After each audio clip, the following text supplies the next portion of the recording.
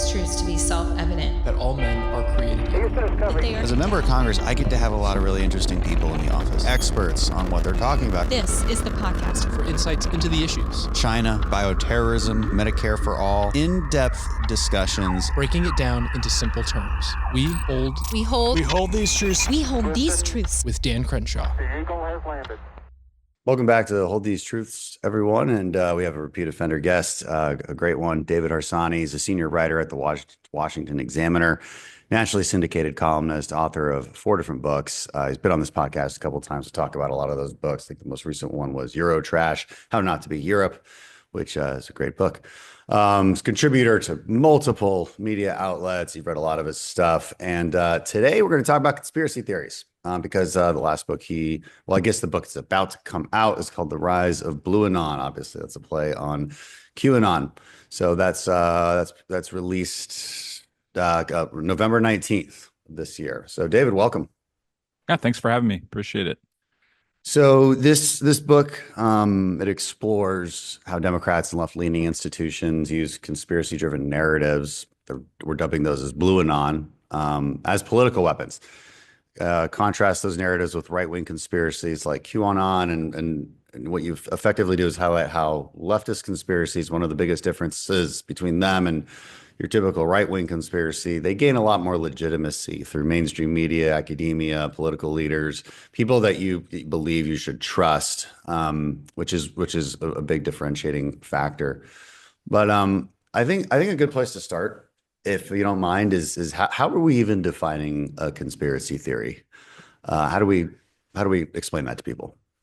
Well, it has grown. Its meaning has grown, and there are actually not a lot of synonyms to explain what people usually mean when they say it. Now, obviously, the original a conspiracy theory is the idea. Usually, someone who is powerless believes that there are folks in the shadows, powerful people who conspire against them, against their group, against their political party, their class, their faith group, whatever it is. It's some kind of organized exactly. A group of people with power. Yeah. With power who are pulling the strings, basically. So, but the meaning's kind of expanded from there. So really, that's part of my book. But the other part is to explore a kind of undercurrent in politics that obviously no one's immune from, but the paranoia of politics. There's a paranoid style. It's a famous book in the 60s about Goldwater Republicans and Birchers and stuff like that. But I think that kind of paranoid style of politics, until this election, and we'll see how it goes, has really defined how the mainstream left looks at the world. So Donald Trump is Hitler. Handmaid's Tale is coming. Fascism, Russia collusion. All these things are very indicative of a paranoid style political debate.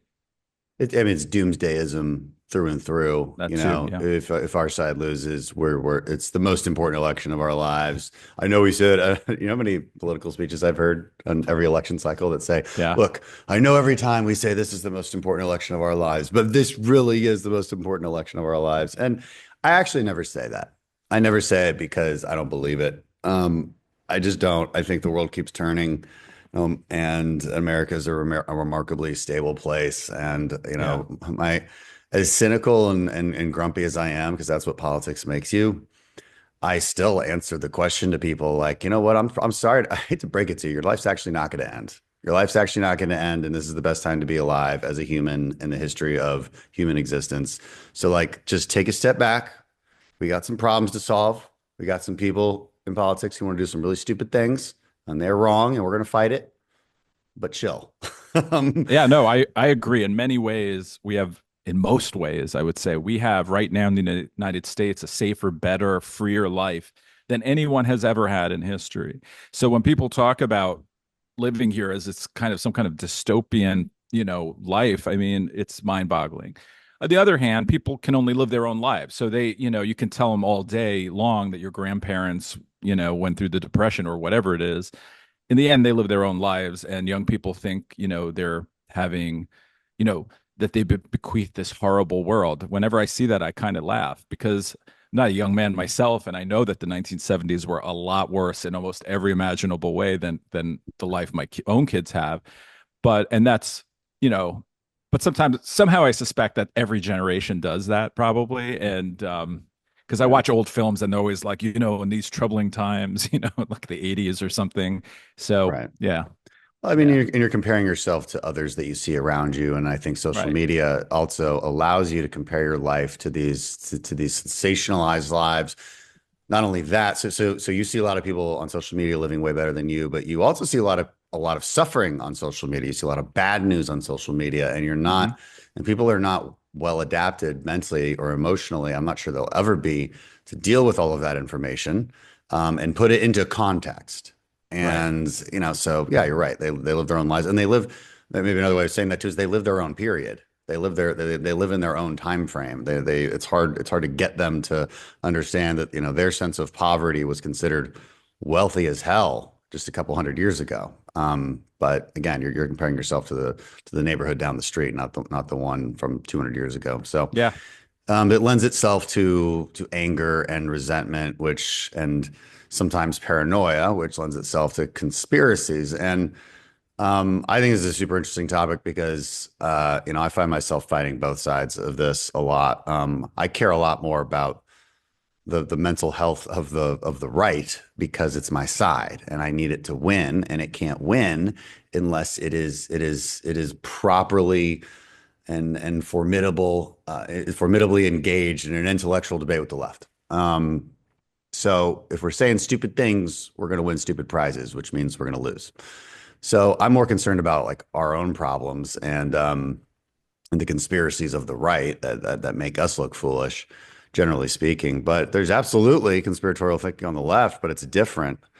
And I've always thought psychologically it makes sense on the right because there's a degree of skepticism that's inherent in being a conservative. That's kind of one of the whole points of being a conservative. And skepticism, so let's draw that out a little bit. Skepticism can lead to paranoia pretty quickly. And paranoia is what leads to conspiratorial thinking.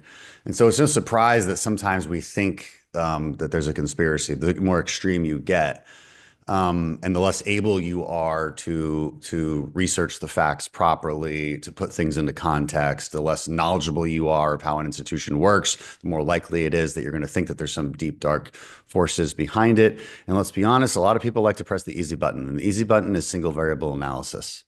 So I see a problem. There's got to be a reason that's the problem. And it's got to be term limits. And the reason there's no term limits is because of lobbyists. Yeah. End of story. It's like, okay, there might be something else there. But how talk about your book and how you think it, or respond to what I said, or let's talk about BlueAnon. Well, you made a lot of good points there, actually, about the psychology of masses and crowds and people who blame. I will say, like I mentioned before, and you mentioned that the difference is between the difference between the two are the effectiveness. So when you launder these things through media like Russia collusion or whatever, and you polish it up and you calibrate it for maximum plausibility, yes, it becomes more dangerous. Donald Trump, you can like him, you don't like him.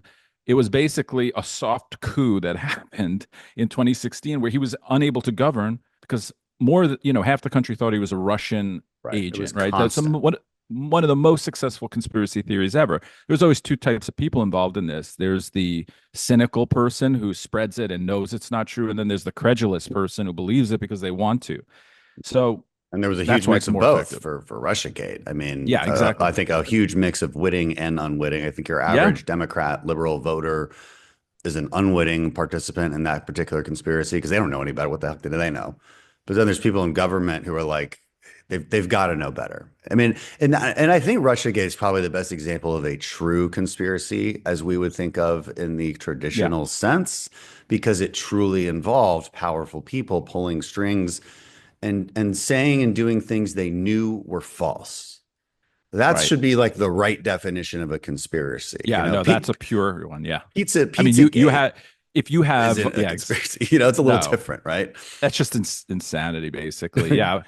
I mean, it's a conspiracy theory, but it is, it's so unhinged from reality. That's the difference, actually. This is much more. It's so plausible that it is what makes it dangerous, is what your point is. Exactly. So if you have when I was younger, I started out in journalism. If the former head of the CIA came out and said something, you'd believe it, right? I mean, this is an institution we're supposed to trust, and now they'll just make up something for partisan politics. So that trust is broken probably now, and it's like the 51 who signed the document that said that the Hunter Biden laptop was Russian disinformation, exactly that kind of thing. And I totally agree with your point in that it's I hate to say it, but Democrats are just better at it.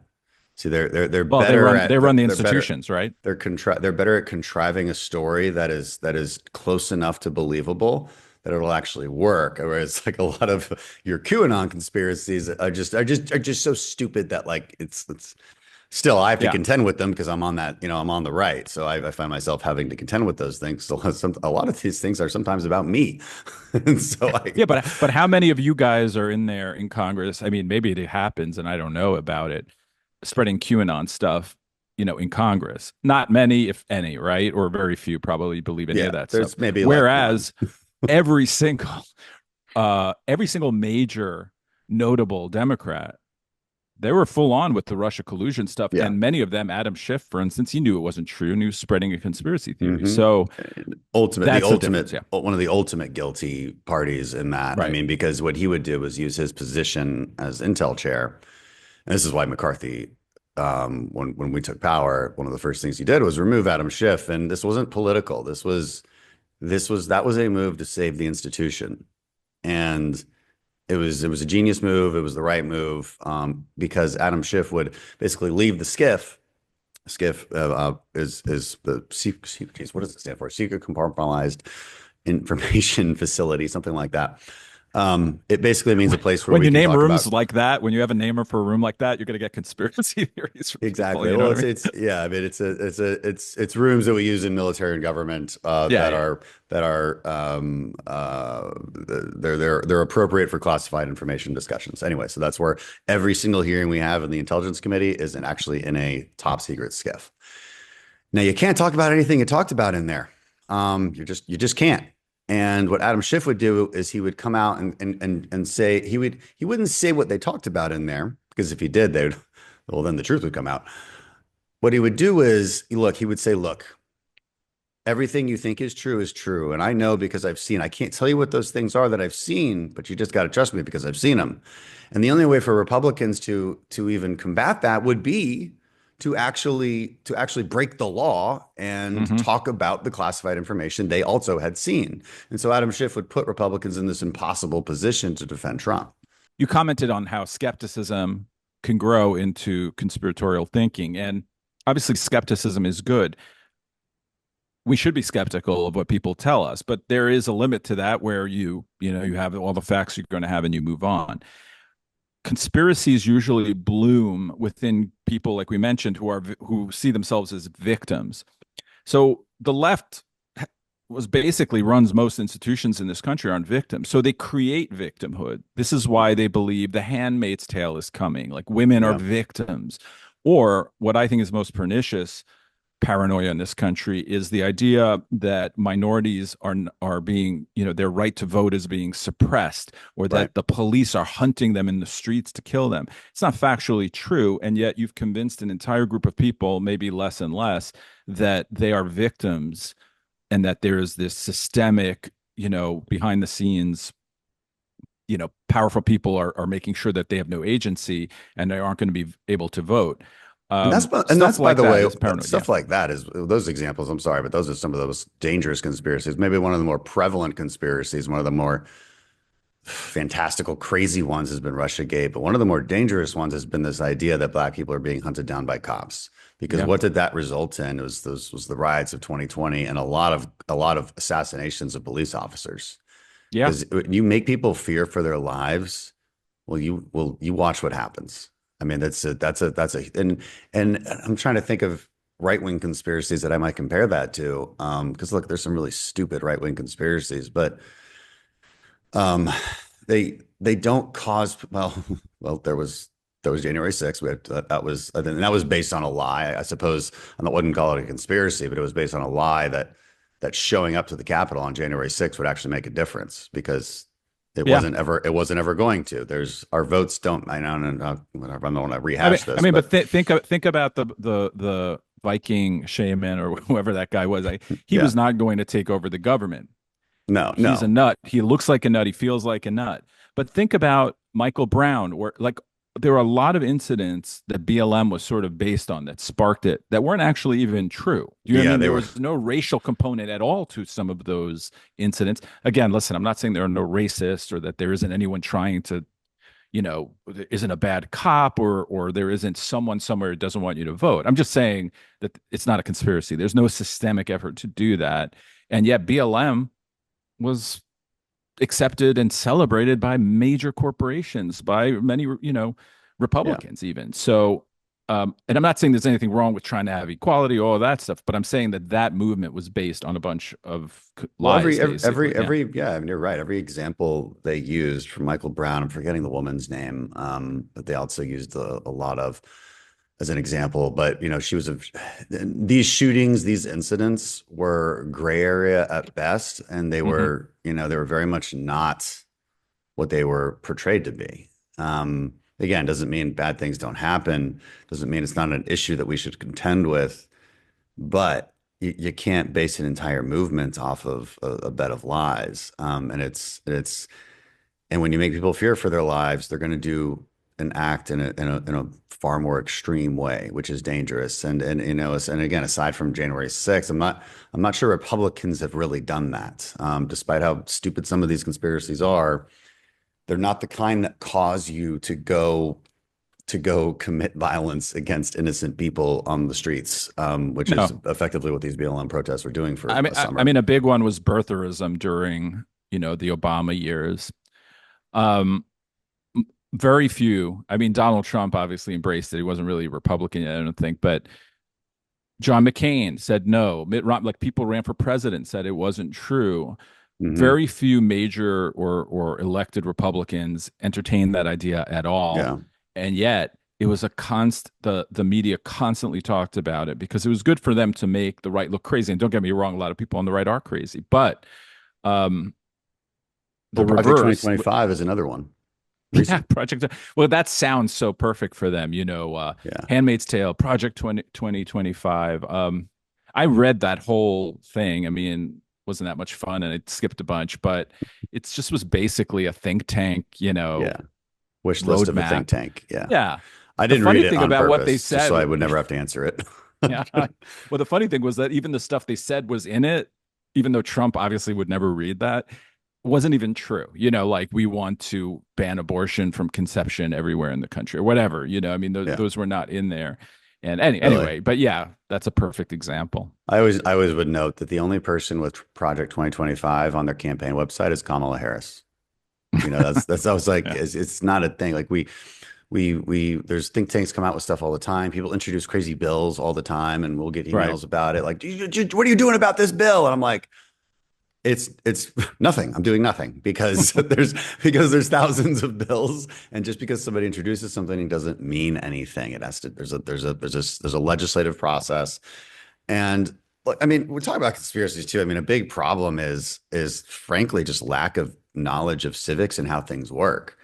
And one of the points I wanted to make was people want the easy button. People don't want to think too hard about why the problems are what they are.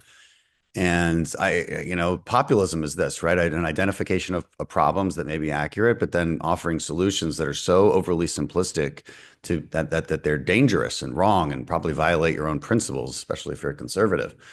But people want easy answers to things. People want to think that, well, okay, the only reason that there's wars is because, Northrop Grumman pays politicians. And it's like, again, single variable analysis. That's the only reason. First of all, they don't.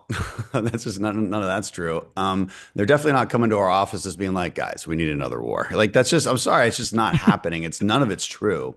We got to keep this thing in the Middle East going. Yeah, we just got to keep it going. I'm like, the world is more complicated than that. And I try to teach that. Actually, I'm pretty excited. I'll be doing a civics lecture series here pretty shortly. Recording it this weekend, but that has a lot to do with it. But that's done on purpose, right? Yeah. I mean, I think that the school systems don't want to teach kids civics, all because I just don't think the left believes in the constitutional order anymore, honestly. And I'm not trying to be dramatic.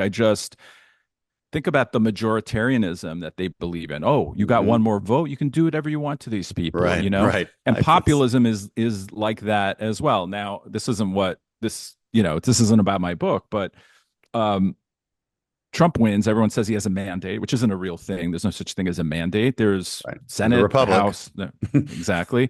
You can pass what you can pass. The Senate doesn't exist to make Donald Trump happy, but yet they're going to try to do this stupid, maybe do this fake manufactured recess to get RFK in, who is a complete leftist. That would be unconstitutional on part of the Senate. I mean, I hope so. Yeah. I think it is to do it that way, but we don't have to go there. But yeah. Well, no, I at the very least, it's trying to circumvent, checks on power. It's not. You're supposed to be the party defending the Constitution. Just coming up with some creative way not to follow the Constitution is not really what we want. But I think this is where populists think power is the only thing you need to use, and any way you can use it to win is fine. So I'm against that kind of stuff. And then you have RFK, who is a conspiracy theorist. Okay. I mean, he, in my view, is a complete loon and a quack who puts people in danger. And he believes that big pharma, everyone's stacked up against the people and all of this. I mean, he is a perfect example of a left-wing conspiracy theorist. I'm not saying big pharma is always okay or good, but they have done much more for mankind than all the Kennedys combined forever, So for him to just take these make America healthy again. Now I'm just ranting because the guy annoys me so much, but make yourself healthy, have a salad. No one's forcing you to eat Fruit Loops. If the beef tallow seed oil debate is that big in your life, you're probably going to McDonald's too often. He's not going to make you healthy. It reminds me of the Onion headline where I wish someone would do something about how fat I am, I mean, you can only help yourself. And this idea that conservatives are now the government's going to make you healthy. I mean, it's just mind-boggling to me that we're even engaged in this. And, this is basically why I'm anti-populist. I mean, we need more federalism, not more power in the federal government. And that's the only way we're going to be able to live together in the end. And, I don't even know how I got here, but anyway, that guy drives me nuts. I understand. I've just not, because he's now an appointee, I now actually have to research everything he said. I honestly just haven't paid attention. I'll probably end up agreeing with him on a variety of things. I think a lot of the things he says are just your run of the mill modern nutrition facts that people should just know. And people have been told the wrong things. Now, why have you been told the wrong things? And let's, forget about RFK, forget about all of these people. Let's talk about just the principles of conspiracy. So you've been told the wrong thing, right? And the thing could be anything, and I'm not sure who told it to you. Maybe it's the New York Times, maybe it was the government, maybe it was maybe it was the food pyramid. It was the wrong thing. Does that therefore mean that everything else that you hear from that same person or from that same outlet or from that same institution or from anyone for that matter is therefore wrong? No, of course not. That would be a logical fallacy. That would be the lack of critical thinking. You have to take each truth or each lie on its own merits and decide for yourself and learn how to think. And people are like, well, I do my own research. And I say, I don't want you to do your own research. I want you to do good research. There's a difference. And a lot of people are doing their own research, which generally, as I've discovered when I hear that, is, okay, that means you're searching the deepest, darkest corners of the internet until you find whatever confirms your worst fears. Well, the problem is they have no place they go where they trust, and that's the media's fault for losing that trust. But there are tons of logical fallacies being thrown around today. For instance, Matt Gaetz is the right guy because he makes all the right people angry. Well, that's the stupidest thing I ever heard. What do you mean he makes all the right people? You might as well get a serial killer. He'll make all the people angry too. It doesn't make any sense. Right people. Yeah, exactly. So, yeah. I mean, listen, but I mean, I think someone like RFK, whatever, wouldn't have a big as an effect on the world, as you think. And you're right about. Oh, that's what I wanted to say. So. There used to be these guys on TV on like MSNBC would say, there's a recession coming. They'd say it every year. And then one year they're right. Mm-hmm. And everyone's like, my God, this guy's Nostradamus. Yeah, I told you. That's what JFK is. Yeah. I mean, RFK, he was right about a lot that went on with COVID. We shouldn't but mandate. so was I. Like, I mean, we were saying the same Yeah. thing. So Well, that's true too. But he's been wrong for the 30 years prior to that when he said this was, when he says water is going to turn your kids gay. I'm not even making this stuff up. Or that he believes in chemtrails. I mean, so just because someone's right about something like you say, or maybe the inverse of what you're saying, but the same concept exactly is that you don't have to believe everything they're saying. But it's just politics is getting really stupid. It just has in a lot of ways. Yeah. We live in an idiocracy in some ways. Like dunking on the libs is more important than getting something actually done for people. Yeah. I don't think that works in the long run. I mean, I think Donald Trump won, but I don't view it very much as a Republican or conservative win. I think he was a normie win. A lot of people got sick of the social science quackery of the left and the mishandling of the economy. And this guy seems more normal. So they went with him. But if you're going to act and have crazy people ruining stuff, breaking things, they're not going to stick with you. And let me tell you something. I've been around long enough to know everyone thinks they have these big mandates, that they're going to be in charge for a long time. Rarely are.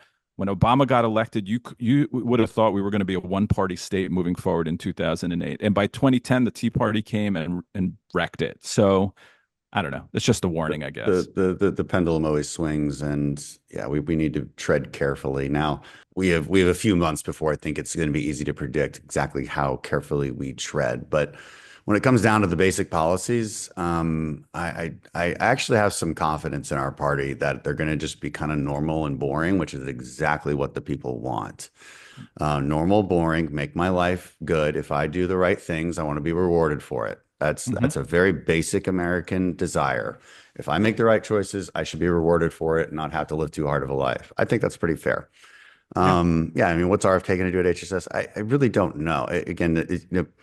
Maybe he's right that psychedelics are a great treatment, but I saw a tweet that said, the FDA better be under watch because they're against psychedelics and a list of other things. And I'm like, it's just frustrating because this is an issue I work on, and I know the FDA is not against psychedelics. I know they're actively trying to create a framework so that people can put in applications that will succeed for psychedelics.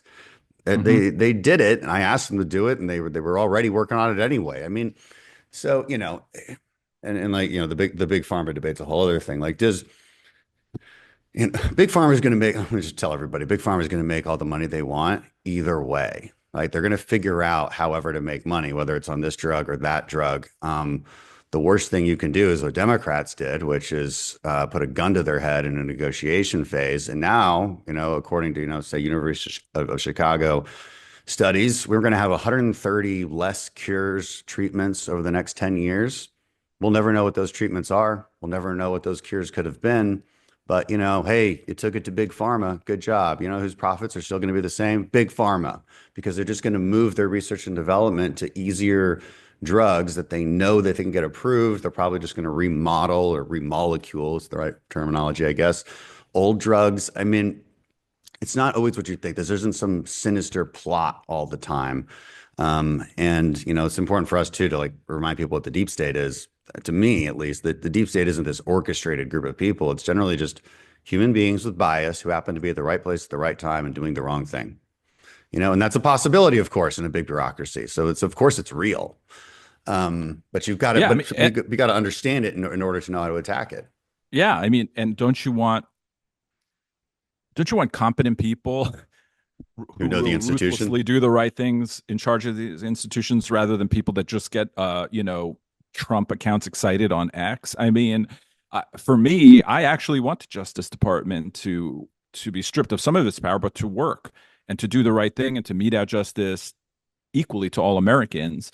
But, if you have someone who's just going to break it, I don't think that's going to work in the long run. And as far as big pharma, left likes to do this, but I guess we do it now too. You tack big you put the word big in front of something that's evil all of a sudden. There only is big pharma. It costs like $3-4 billion to bring a drug to market in 10 years. There's no little pharma. There's no one in their garage working on something. This isn't Apple in its early stages. You're talking about really important drugs. And I see it on Twitter. All these people are just completely reflexively want to destroy big pharma and industrialized farming and stuff that allows us to live. I'm not saying, again, everything they do is great, but these things allow us to have the lies we do and to afford the lies we do, if everyone had organic farming, we'd be paying $20 for a head of lettuce. It's not Be careful what you wish for.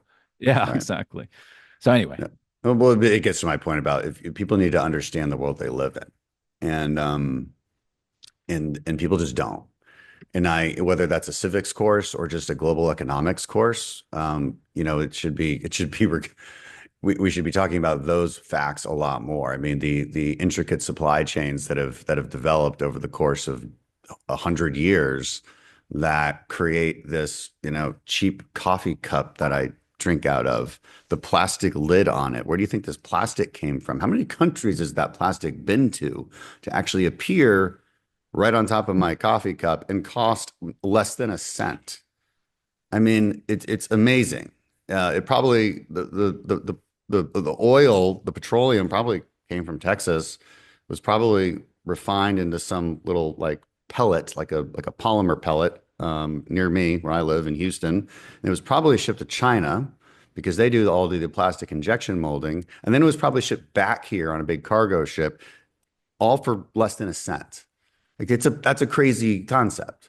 And people don't not for long. Not if Trump has 25% tariffs on all things, right? Yeah, it's gonna change.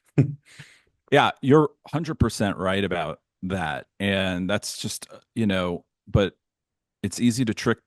Well, let me just go back to something else you said about education. I'm completely with you. I don't think people understand how the republic works. I don't think people understand how the economy works. Not everyone, but a lot of people, especially young people.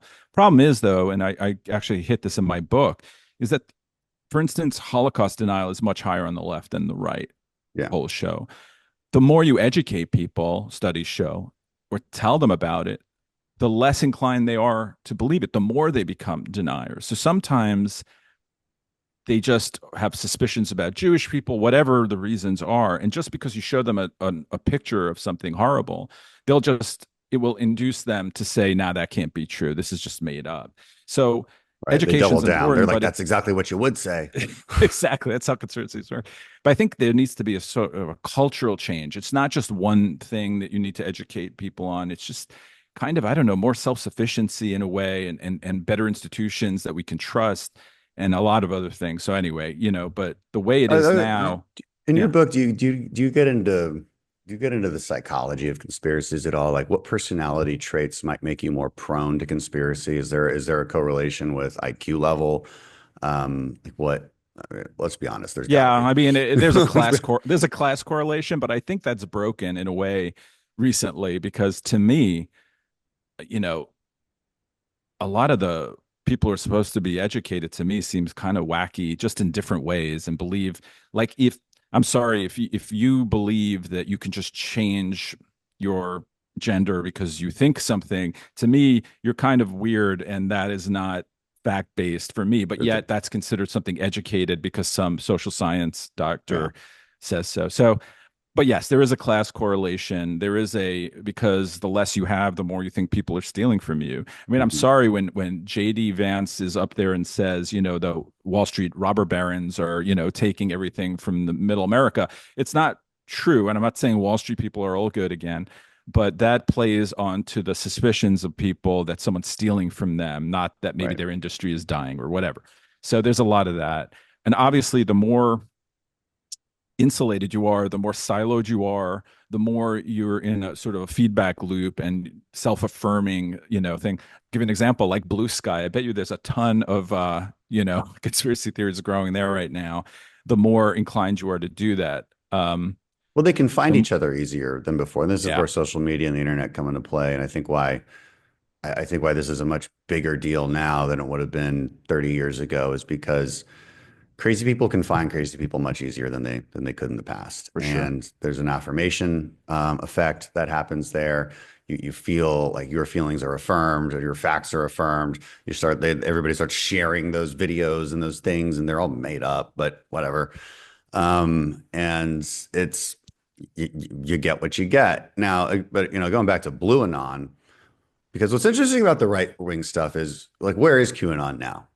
I don't know. It's not really a thing anymore. Where are the groypers? Where's Nick? I mean, Nick Fuentes is still out there, but like, the groypers aren't coming to my events anymore. They're not going to Charlie Kirk's events anymore.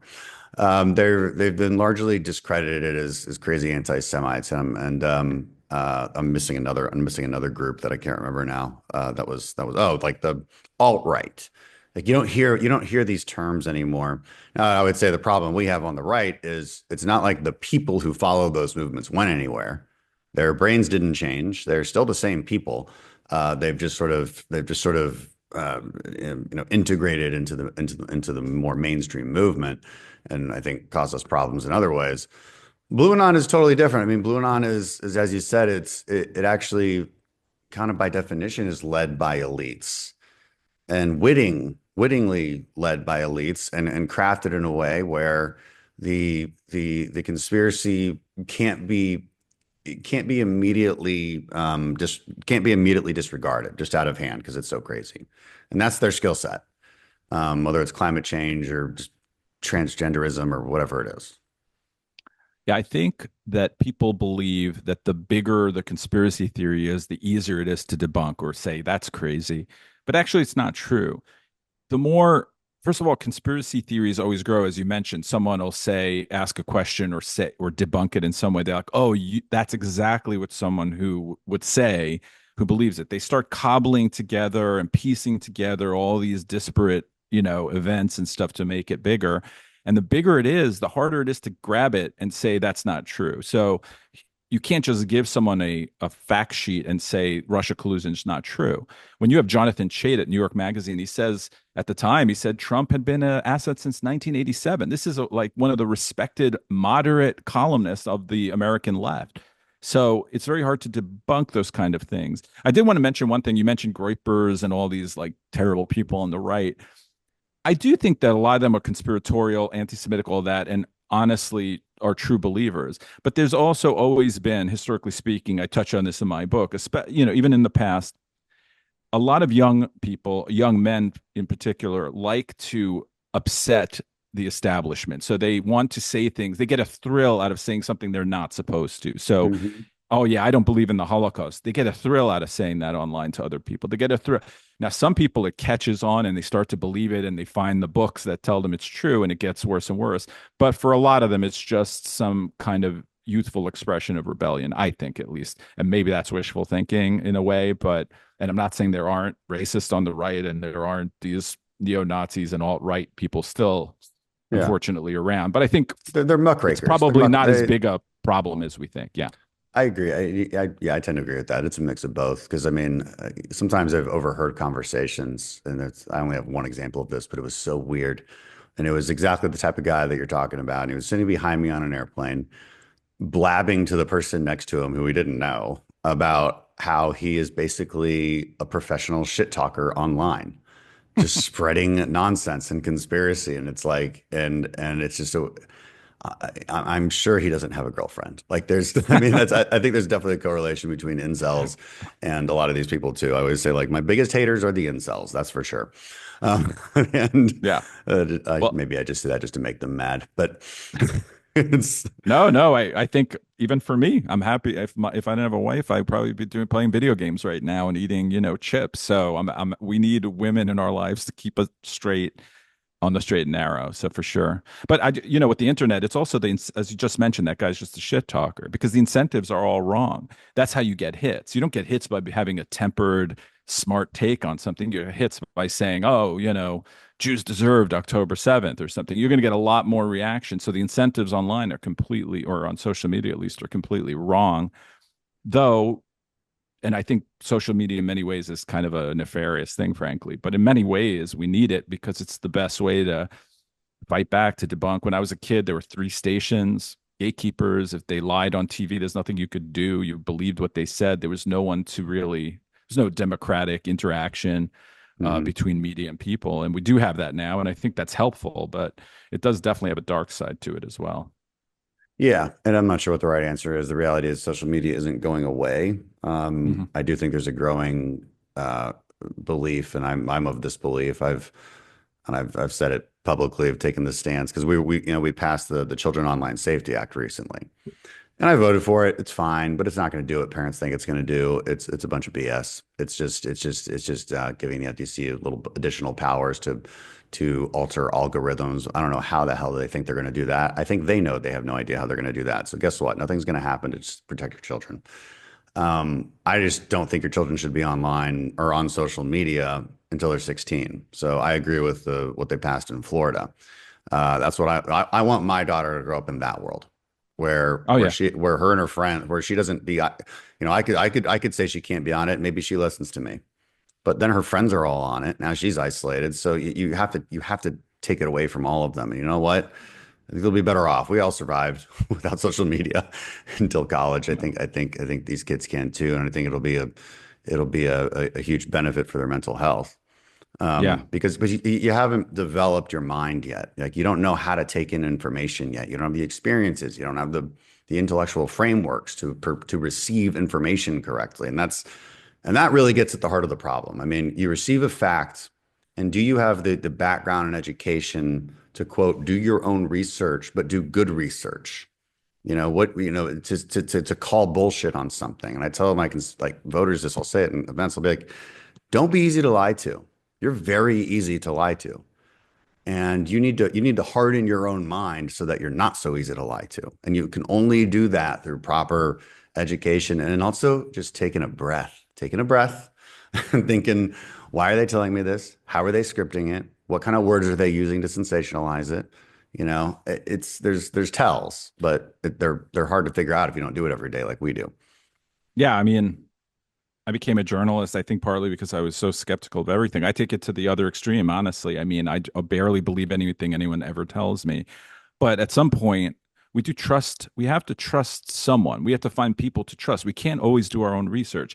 I don't know how a cell phone works. I just trust that the people who make them do. I don't know how an airplane flies. What am I going to do? Research aerodynamics? No, I don't. It would be above my intellectual abilities. So I just figure I have to trust certain people to tell me the truth. It's getting harder to find those people. I admit it, but that's how the world has always worked. We can't research everything. I love when people disagree with me and tell me to go do research. Well, we can't. So we have to trust people. But you're right. Sometimes we can. And politics isn't that complicated. We can go look into things. You can go and look. If you believe vaccines cause autism, there are a lot of studies that tell you that that's not true.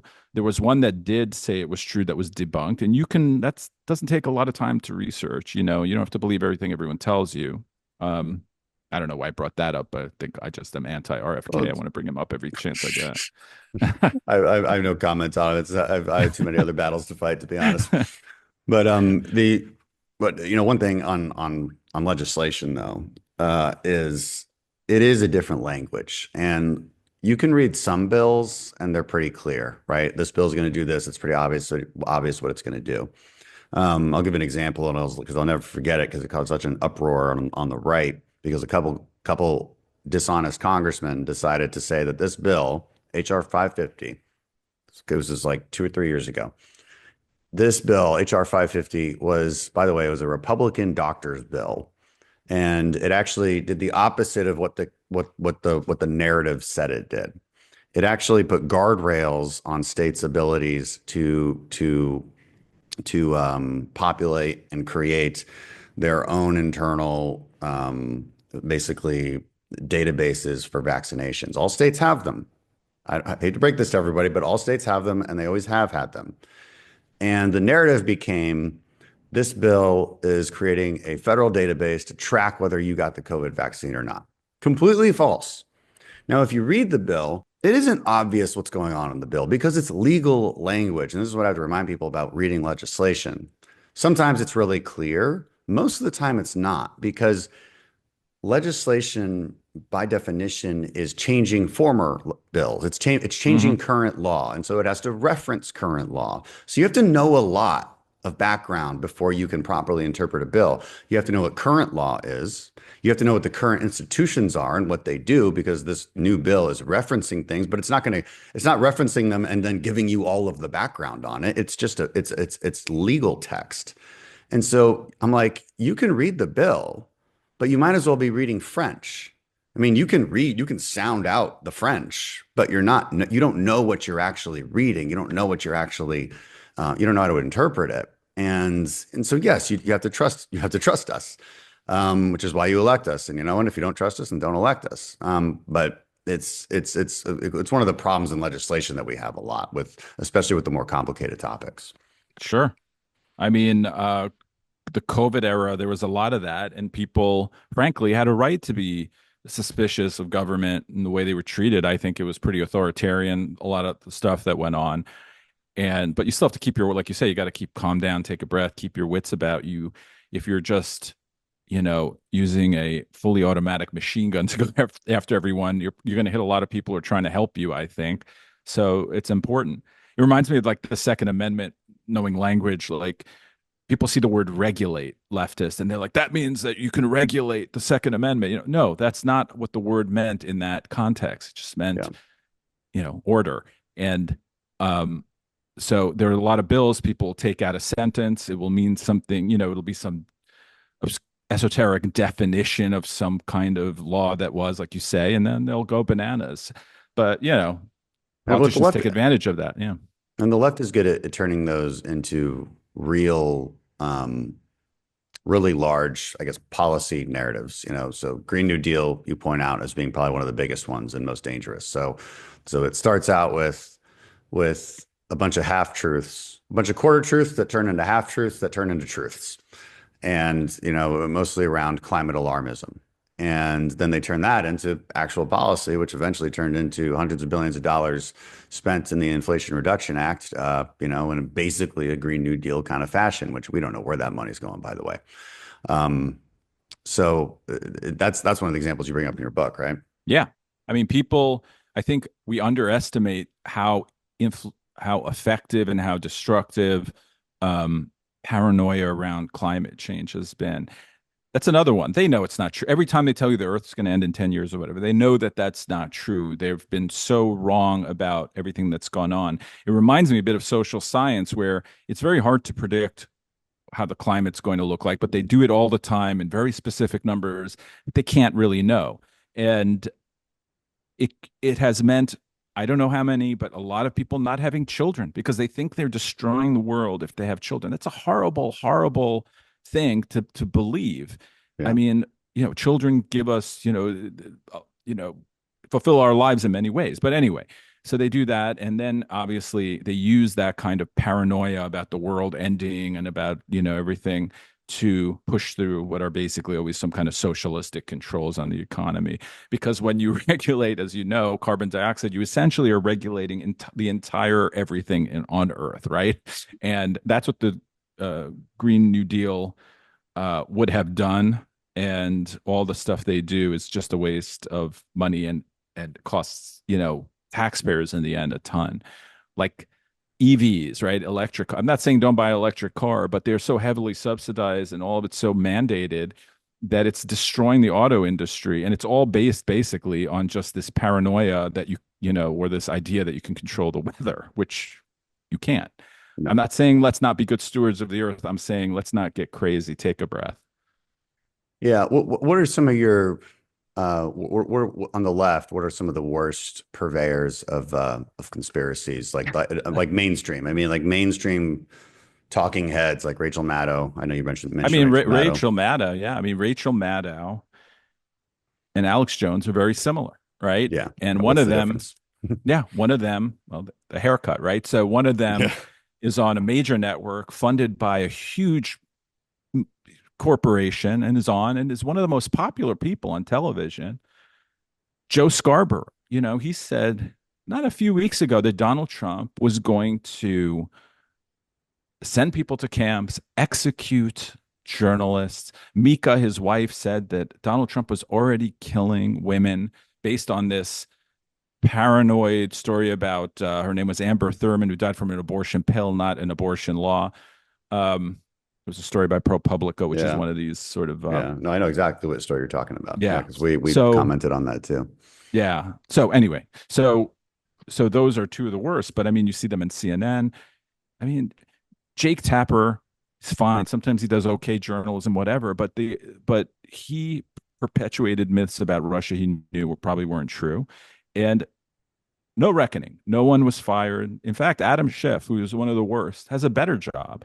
A lot of the people who did this in journalism have better jobs. So where's the incentive to be normal? Where I don't know, where that ends. If you never have to deal with the consequences of what you're doing, you're going to keep doing it. So Are I think you that's one familiar of with the this problems. Yeah. website called allsides.com? I've seen it. It's not bad. It's Okay. it might be worth looking at for, it's relevant to this topic, of course. They do I haven't really deep dived into every single thing they've done, but they basically take a story. They show how the same story is framed by Fox and NPR, and I've got one right in front of me as an example. And then I think pretty objectively dive into it. It's not a bad website for people to to look at and kind of gain some perspective. In Fox News, here's the headline: Police, law enforcement, line of duty deaths in 2021 jumped 55% from year before. NPR, COVID was again the leading cause of death among U.S. law enforcement in 2021. So, there's clearly different narratives happening. On the Fox News side, where I think the implication is that cops are being killed more by criminals, which also is Right. true. NPR is trying to downplay that fact by saying, well, the leading cause is COVID, though. I mean, both things are true, but you're establishing different narratives, and Yeah. it's people have to be able to kind of reckon with both sides of that. Yeah. But also, I mean, it's just a quick reaction. A disease that's spread and kills people is an act of God or nature, whereas shooting at cops is an act of aggression and murder sometimes. And why is that happening? Is it because crime rates are up? Is it because people are spreading lies about cops in general? I mean, maybe it's just happenstance. Sometimes numbers spike, and go down and all that. So yeah, but it is interesting to see the framing in that way. And you can find a million examples, right, of Yeah. the same story framed totally differently, and the gaslighting that occurs, the conspiracy over whether or not I don't know if it's a conspiracy, but the false narrative over whether or not Kamala Harris was really the border czar or not. And then the media going back in time and correcting their own, what was it? I think it was Axios, yeah. or Axios, CBS. It was Axios, yeah. Going back and actually correcting their old stories. We didn't mean to call her the border czar. We were wrong. It's like revisionism. Yeah, it's like Orwellian. Well, one quick thing on the media, it's just that they've always been biased. Everyone has a bias. I've never argued against people having bias because I think it's impossible not to. Either your faith, where your region, whatever, there's always a bias. The difference is that when I was a kid, we used to read the New York Times. You knew it would be biased. You read between the lines. But now you have activists who try to, I'll give you an example. They try to change and they try to get people elected. They try to change narratives. They try to gaslight you. They had access to Joe Biden for years. They knew his acuity was falling, that he was physically unable to perform his job. They gaslit you. They called you a conspiracy theorist if you mentioned it. And then when it came true in that debate, it just changed their whole disposition and mentality, pushed him out, got Kamala in. That is not journalism. That's activism. So sometimes people are like, why are you obsessed with the media? Well, I'm not. I don't even really consider them the media. I consider them the information arm of the opposition. If I'm on the right sometimes, and it's worthwhile for us to point out that what they're doing and how they spread conspiracies and all that. Now, of course, there are many good reporters out there, but they're not rewarded like the ones who are activists. They don't get the followers. They don't get the salaries. They don't get the shows. And whose fault is that? Again, I think the bosses. Easy boss. It's the American people's fault. Oh, us, yeah. It's always our fault. Because we're the ones clicking on it. We're the ones rewarding it, and clicks equal money. Do you go in your book? Do you go into maybe some advice for readers on how to some telltale signs on how to read something and ascertain whether this is an objective analysis of an event or whether they're lying to you? How do you actually give people advice? I use the advice that I had and someone gave me when I started out in journalism. If it sounds like the perfect story and you love every part of it, it's almost 100% not going to be true. If you think that, wow, this is amazing, Donald Trump is a Russian spy, then the story is not true because it's too fantastic. The world doesn't work that way. People aren't that simple. Stories aren't that perfect. It might happen on occasion, but 90% of the time, it's not that way. It's like when I was a journalist and someone would call me at the Denver Post when I worked there locally, Metro columnist, someone would call me and give me a perfect story about how terrible Democrats knew. I knew I was being used. I knew it probably was more complicated and it wasn't true. And that's the way you should approach things that you hear. But other than that, I don't have much advice. My only advice at the end of the book is that you don't need to be like your enemy. You don't have to act like them to be successful, because in the end, I think that there's a sugar high from this sort of stuff, but it doesn't last. Everyone's going to find out that you're lying about Donald Trump being a spy, or everyone's going to find out about Joe Biden. And I think just trying to be truthful with people, though it's not as sexy or as fun, is better for America, and it's probably better for you too, So and you hear that from a lot of the defectors from the Democrat Party, who I actually Russiagate is what one of my recent podcast guests, is a successful entrepreneur in Silicon Valley, and I wouldn't say diehard Democrat, but certainly left leaning, who just kind of his brain was completely rewired after realizing that everything he thought was just wrong. And so you're right. I think we're better off not trying to copy the left's sorry guys, as you know, listeners of this podcast, there's a lot of bells that ring in Congress, and nobody knows what they mean, to be honest. They usually mean we're starting a debate or something, and we'll go vote soon. But anyway, my point is I think we've gained more voters from the left's blatant conspiracies and lying. I mean, the COVID definitely broke some brains in a good way. I mean, definitely opened. Let's not say break brains. Let's say opened eyes.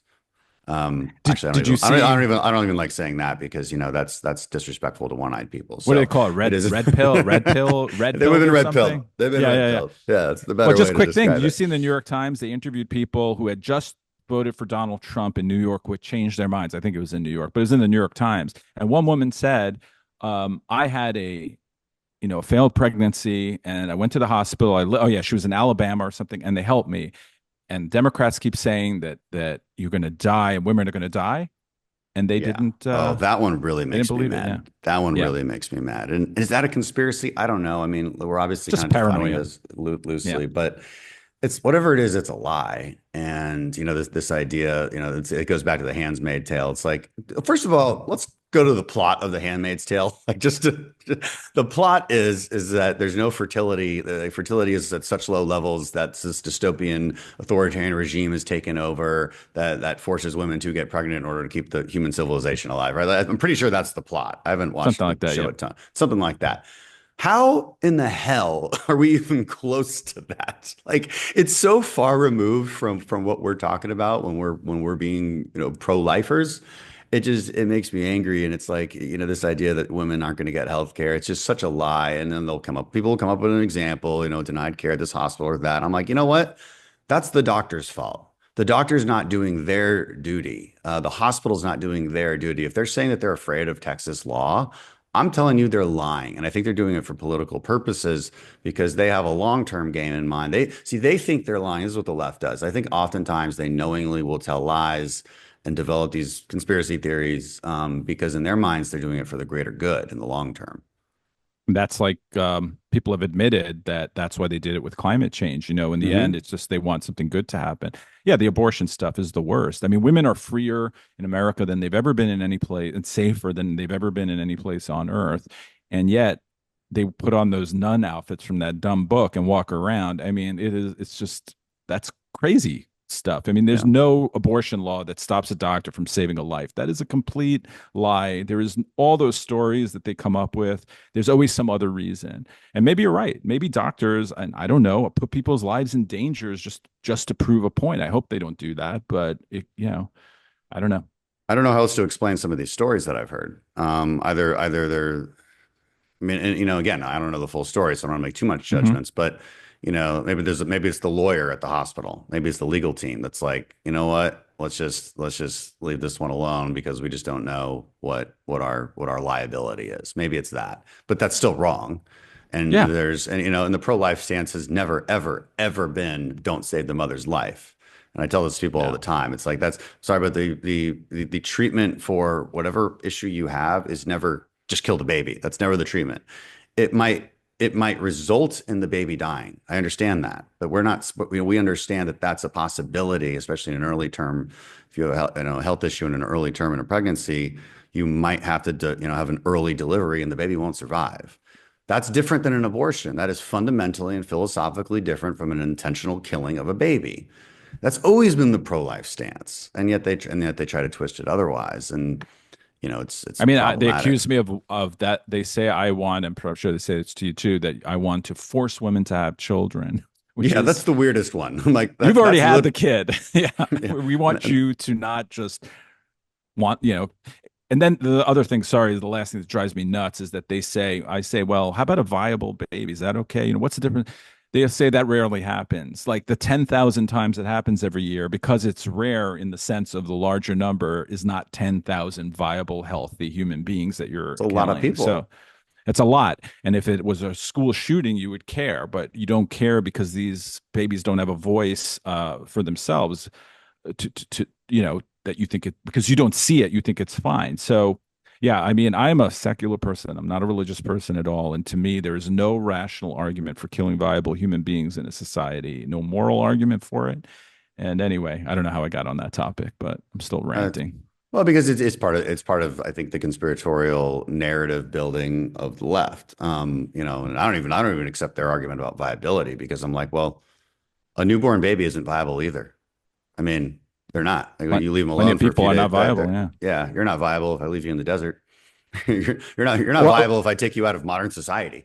Yeah, no, I'm not for sure. But so my argument is this: I want to go as far as I can that we can get away with voters, right? I don't mean get away with, but the most pro-life law I can get passed, I want that to pass. Each time, right. And I do think that the viability argument gives it it makes people think. That's how I changed. I used to not care very much, and the neighbor was run over by a car, and they weren't sure if they should charge both, a hit and run of the woman and the baby because she was pregnant, or just the woman, and they were trying to decide if she was going to get an abortion or not. Like, just because the woman decides it's not a life, that doesn't make any philosophical sense. No. So I was like, well, that doesn't make any and then I evolved into thinking, well, a life is a life, and even if, God forbid, you're raped or something and you're pregnant, you don't compound one tragedy with the next. I know it's a horrible thing to deal with, but it makes no logical or rational sense. And last thing on this is why they need to pretend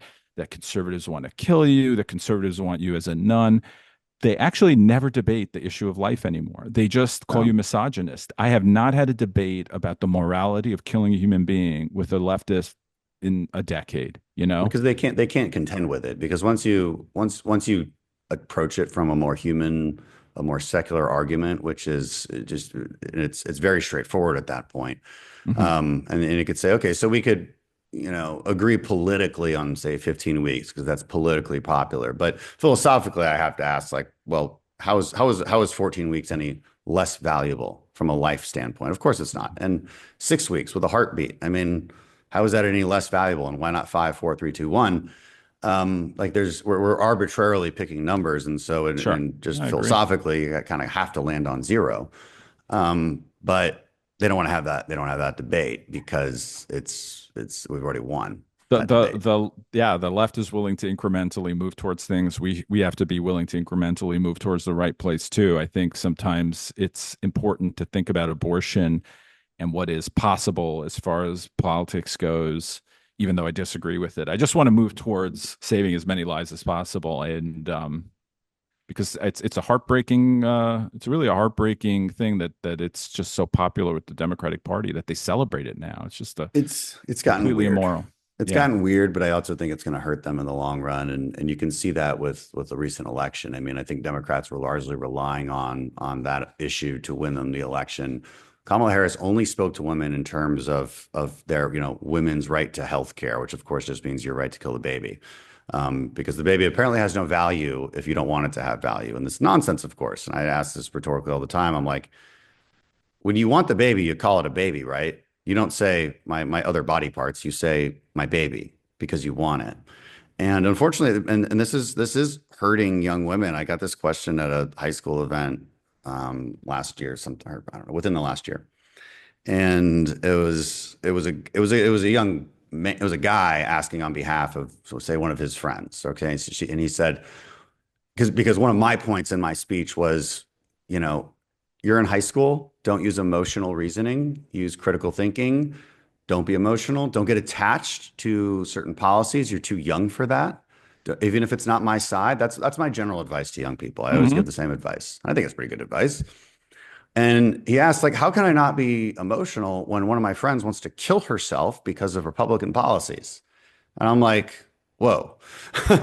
Now, I didn't want to get into an abortion debate right then and there because frankly, we didn't have time. But I knew that's what he was talking about. And my response back was simply, look, you're making my point for me. There are no Republican policies that should make you want to kill yourself. There just aren't. So somebody's lying to your friend. And what I didn't say, but what obviously I assumed, is that the issue was abortion, and then what I would have said is, you want to kill yourself because you in the future might not have the right to kill a baby? Tell me how that makes any sense. Somebody's lying to you. You can buy birth control. They'll give it to you for free at any Planned Parenthood. Like, there is no reason. Listen, it happens, whatever. But in general, this should not be like the overriding concern of your life enough to kill you. It's like watching all the people crying when Donald Trump won. I mean, if politics is that important to you that you want to hurt yourself or cry over it, it's too important in your life. You need to get out and do something else, Yeah. But yeah, we need a hobby. It's sad. All right. Any last words? No, I appreciate you having me on. Thanks. It's a good conversation. When is your book coming out? Tuesday. I'm sorry, November 19th. I think it's a Tuesday. Yeah. All right. Well, yeah. Look forward to it, David. Yeah. Thanks for all your work on so many different subjects. They've been interesting, and look forward to having you back on again.